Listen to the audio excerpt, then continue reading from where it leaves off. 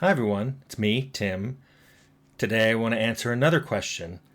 This one from Aramil Whisperwind, who asks, I read Lord of Light a couple days ago based on your recommendation in one of your earlier videos. Now I'm sitting here thinking about your notes and how it would translate into a CRPG. Perhaps you could talk about that. Okay, my favorite book. This is my Eastman Press copy, which is gilded and leather bound. Smells really good. So I looked through that and looked through some of my notes, and this is what I came up with. So first of all, I've always talked about the three important things about any RPG that you design first, which is setting, mechanics, and story. So let's talk about what I would do for those three things for Lord of Light. First of all, setting. I think the setting very much needs to support exploration by the player. That's what you want to do in an RPG. You want to get out there. So what I would do is I'd go through the book and look at all the really cool places that are mentioned and sometimes only lightly touched upon, but never really fleshed out by Zelazny. For example, he mentions a bunch of cities, but he barely talks about what's in them. There's also the Mothers of the Terrible Glow, which all we know is live underwater and emit some terrible glow. We don't know anything about them. Only one of them survived in the book, but we could set this we could set this during the time where the gods were going around getting rid of all these terrible monsters and imprisoning demons. So the player can be active in that time period. They also mention, Zelazny mentions that there are witches on the eastern continent who do not truck with the gods. Maybe that's a separate crew spin-off that didn't set themselves up as gods and instead set themselves up as witches. You have to question, what was it like before the demons were imprisoned? We know they make deals with people. Maybe if you can find a demon, he will do things for you, but you have to offer things to him, gamble with him. And they say they honor their gambling debts. That could be interesting. What kind of information was there on vanished Urath, which is what they called Earth?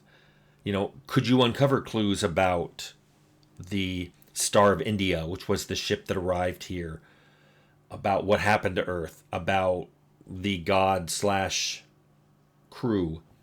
I think there'd be interesting things to embed in the setting so the player can explore around.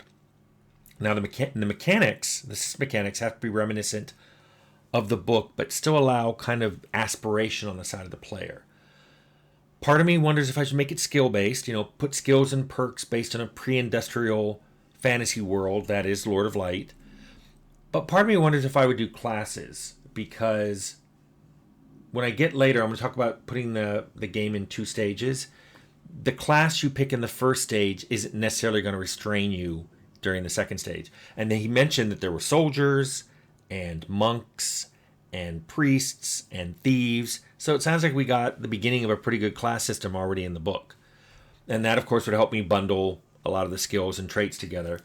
And if you have a class in stage one, later on when you become a god or be offered godhood, which is what I'll get to, it might inform what kind of godhood you're offered. So I think it's important that the story that the player play through is not the book story. That's why I'm saying either set it early when there was all the monsters and demons and elementals and all those nasty things were free on the planet, or you could do something like what I described for the Middle Earth game we were going to make, the Lord of the Rings game, where the player was in the Shadow Fellowship, which was a fellowship that was doing things ahead of the Fellowship of the Ring. They were kind of clearing the way, but they ended up going their own path because they got up over the pass of Barad-dûr, the pass that got snowed in, and the Fellowship of the Ring couldn't get across it. You did, so you did the other side of the mountains. Similarly, you could have a player going and do things that were mentioned in the book, but the gods aren't really involved there. Maybe you hear about the Buddha, but you don't actually go see him.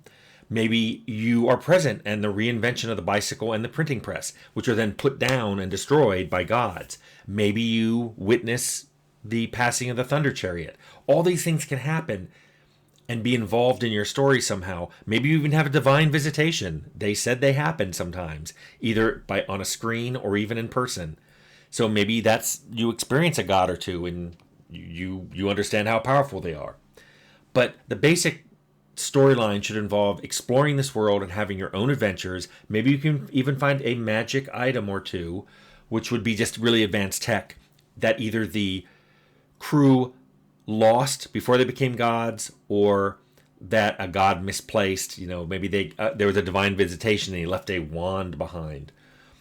So what I would do is I'd break the game into story-wise and mechanically. I would break it into two halves. The first half is that standard fantasy game I just described. The second half, though, is where you are approached by an agent of heaven, possibly a god, and offered godhood.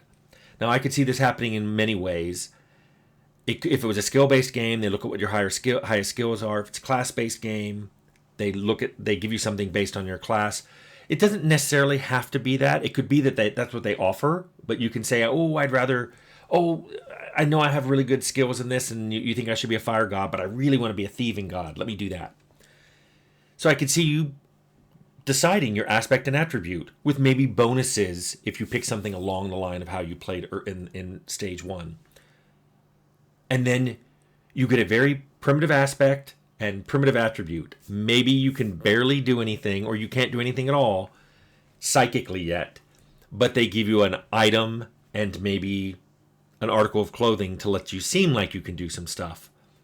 And every time you go up a level, you gain a stronger aspect and you start to develop your attributes so you can do things without having an item.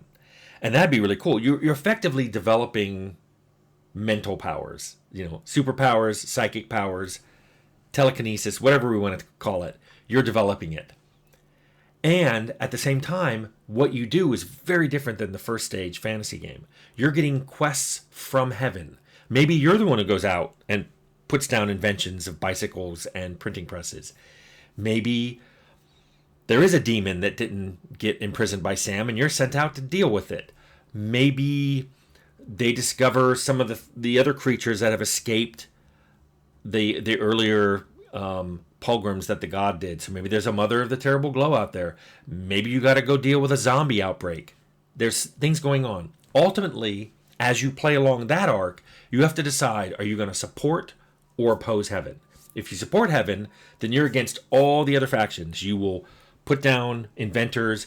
You will go after demons. You will go after Neridi the Black. Or maybe you can join one of those factions. Maybe you fight for the people. Maybe you do what Sam did and say, I'm going to join with the demons and fight heaven. Maybe you do what nobody did in the book, and you're like, I think Neridi the Black and his zombie army is the way to go. And maybe you join that.